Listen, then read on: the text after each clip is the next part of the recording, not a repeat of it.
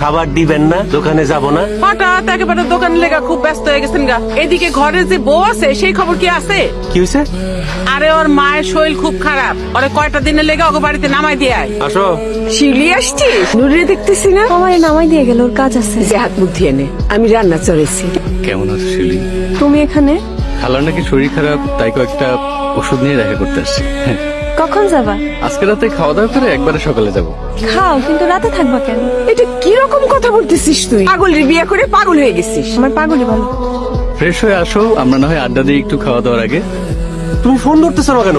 তুমি জানো না তুমি ফোন না ধরলে আমার টেনশন হয়। বলি তুমি কাশতেছো কেন? তোমার শরীর খারাপ? তোমার শরীর, আমি এখন আসতেছি। একটু ঠান্ডা লাগছে, অনেক রাত হয়েছে, এখন ঘুমাই পড়ো। ও আচ্ছা আচ্ছা আচ্ছা, ঘুমাই যাও ঘুমাই যাও।